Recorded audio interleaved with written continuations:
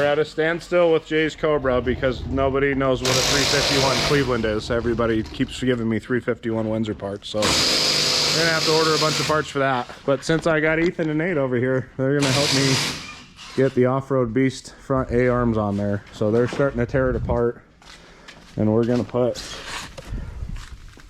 these guys on.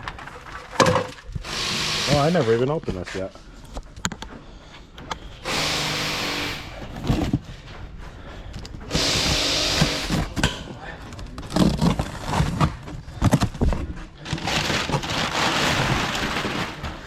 Hopefully there's A-arms in here, huh? Oh yeah, here we go. So those bad mamma jammas are gonna go on there. Which means that I gotta get the factory uppers out of the box over here. We probably should have done that before we put the truck in the way. But I'll try and get bits and pieces of this as we go.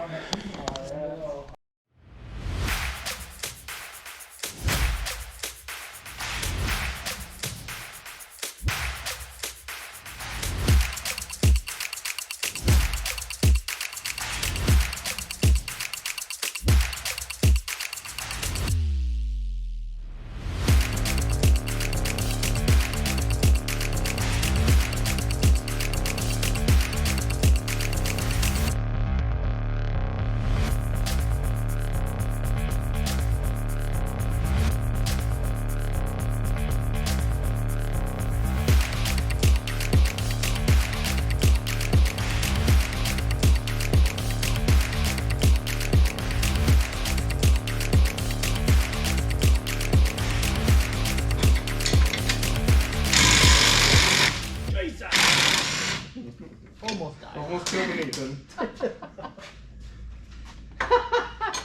Sorry, that's hard. I had the ones you were holding it better than that.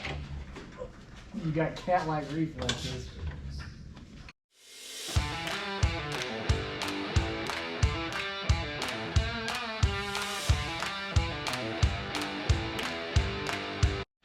We got everything off of there, and we're going to do a comparison side by side.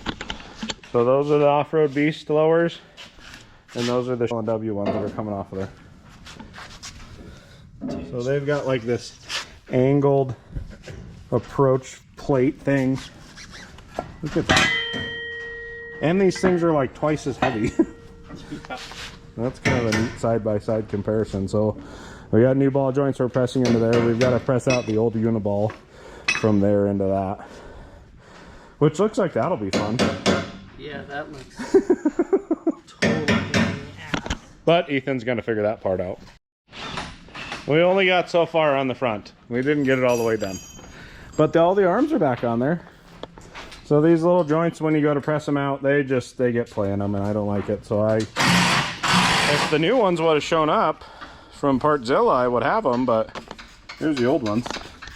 And here's the bag for the new one. This is exactly how it was in the mailbox. See, there's nothing in it. So that's good.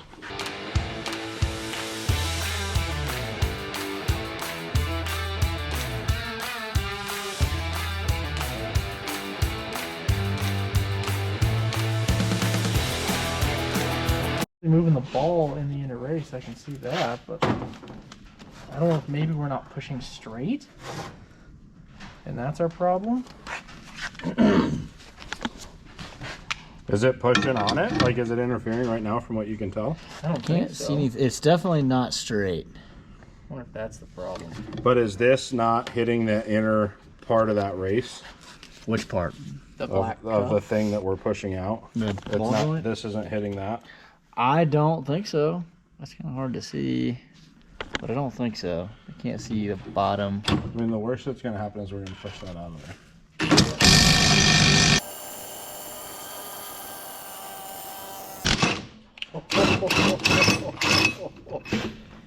And that's not really what we want to happen, but if it happens, then it happens. Damn. It may be a little looser, but it's good still. It's out. I have one spare of these, so we can press both of them out, use the tightest of them if one of them feels really bad. Just keep the other one as a spare, just Yeah. in case. Because I do have one spare of these. Yeah. We might have to like chuck it up in the vise and then see how much side to side, because it does have a little bit of play in it. Yeah. Do we need all the brass out of the ends of these as well? What about the snap ring? Yep, we need the snap ring and all of those out. All right, you want to push these ball joints in?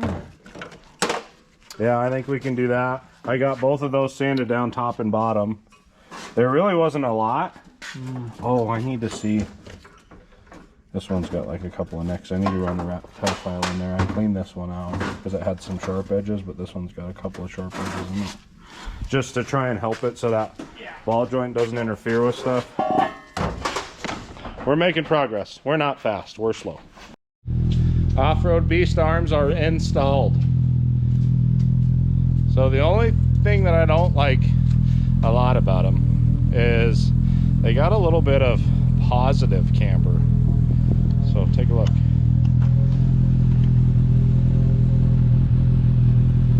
See the rear tire? A little bit positive camber. So we might be able to adjust the rear so it doesn't look so goofy, but... And when I turn, they don't hit anything.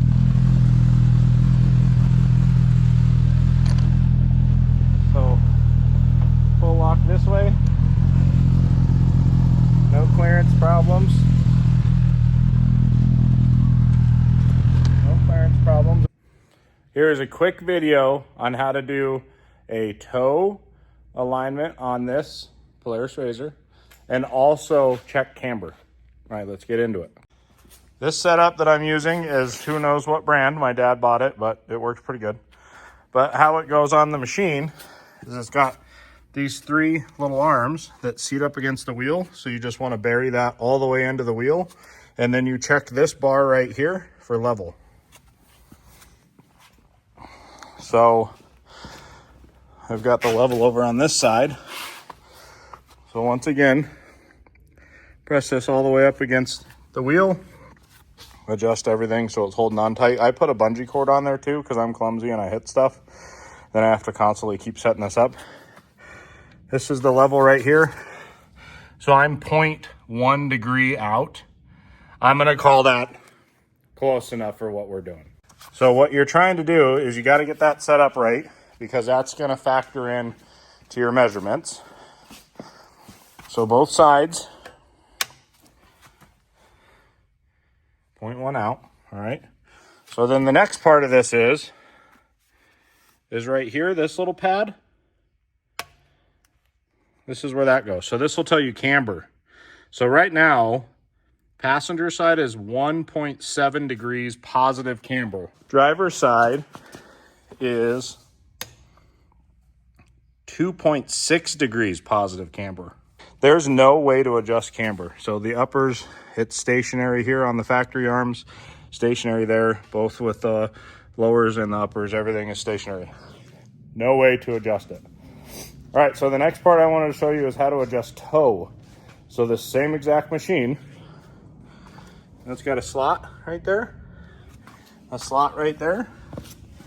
So this machine, what it's doing is you've got those two bars in parallel. See how there's a tape right here and there's a tape in the back? You're just measuring the distance between those.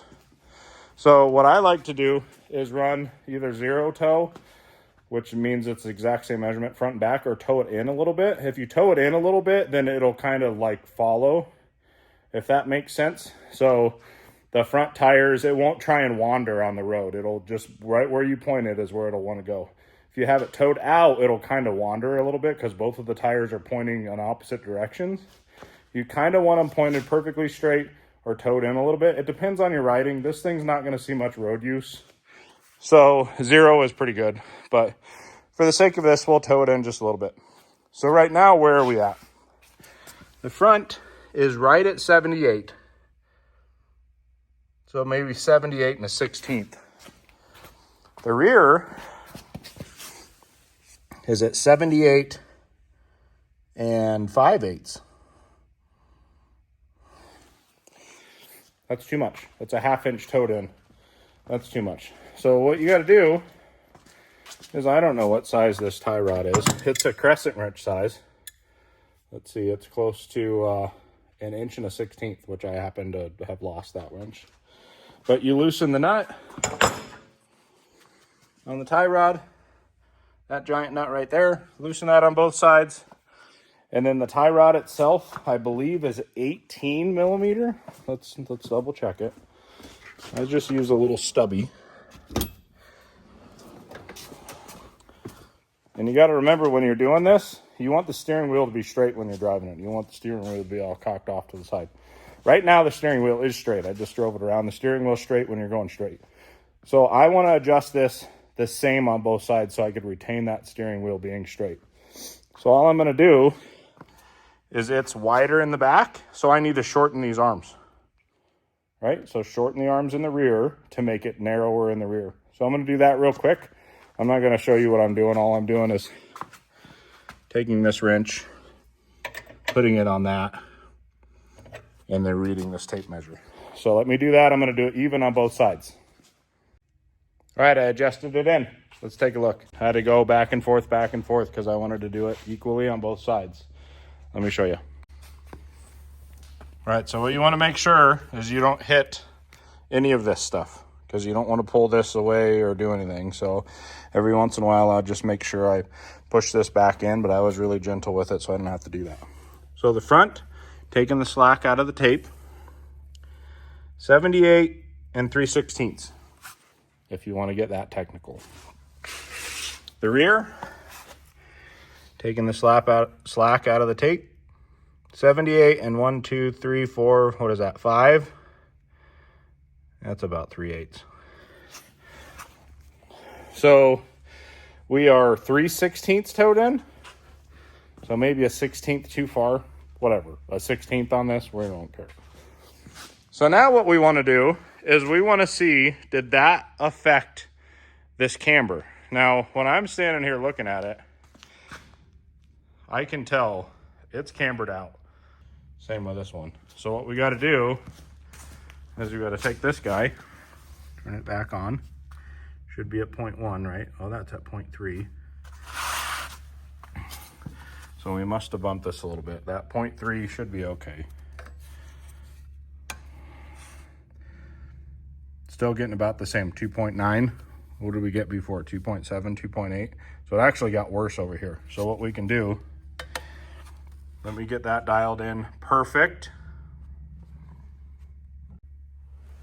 All right, perfect at 0. Where does that put this? 2.8. So that 0.3 of a degree didn't make a difference. Let's just double check the other side. Make sure we're doing this accurate and I'm teaching you the right way to do it. 0.4, let me get that with zeroed. 0 on the passenger side.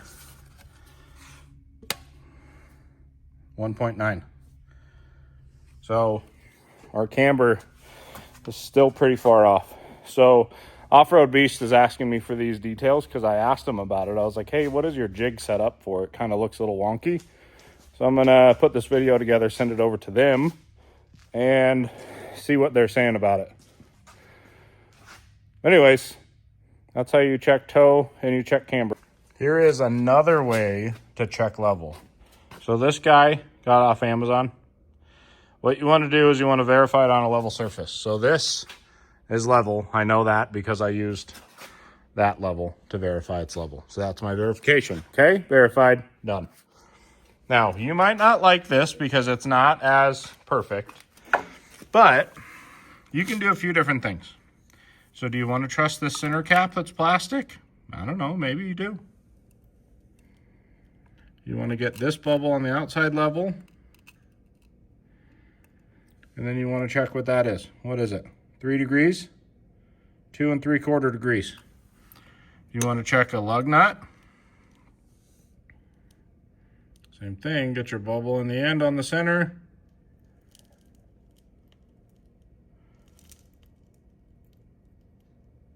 Two 3/4 degrees. That's another way to check it. Another thing that you can do, which I have done, I just put the center cap back on. Take the center cap off, and then you go right off of the CV axle. That should be right in the center of the hub, right? So that should be in the center. Once again, this thing is not, we're not setting up a freaking Ferrari here or Bugatti, right? This is an off-road machine. So get it close. You can eyeball it if you really want to. But because those are so far out, I don't want it to look so dorky, because right now these are towed in 2 degrees, those are towed out 2 degrees. So see that difference between them? It's pretty extreme.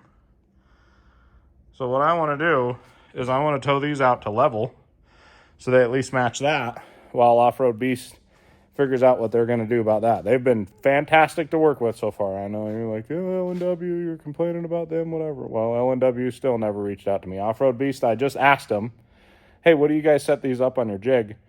And he told me, give me some measurements, we're going to get you squared away. So give him some measurements, just like I told him, see what they tell me. But I'm going to get this one set up. The rear's for 0. So all you do for that, the uppers are adjustable, these ones that I have. These are L&W and they seem like they're pretty stout, but I'm going to get these nuts loosened. You just got to rotate that so that comes out a little bit. So I'm going to do that right quick. I'm just going to use this, and I'm just going to set it on the center cap. It's plastic, I know, but it's close enough. All right, I set them to ½ degree negative. Once again, all I did, loosen up the nuts, rotate the upper bar, and then what I did with this, yeah, I know, haters going to hate. So outside level, put the bubble in the middle, and then that's ½ degree. So I did that with both sides. So let's go to the front and look down it and see how that made a difference. So see, it doesn't look so bad now. This side is the one that's really far out. Where this one was almost 3 degrees. This one's only 2.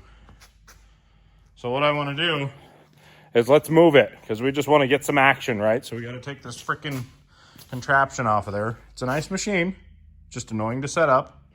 So I hate removing it, but everybody's going to want to know, well, what if you move it? Whatever. Well, all the flex is in the tires, not in the wheels. And this is a brand new machine. There's no playing wheel bearings or anything, but I'll freaking move it. All right, I just went up and down the road, cruised around the block a little bit. Steering wheel is straight, so I just came to a stop right there.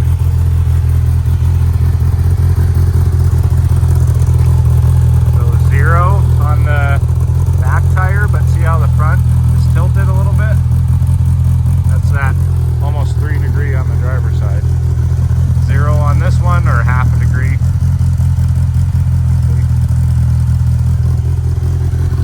So it looks like from the back when you have 0 reference point, and then the front,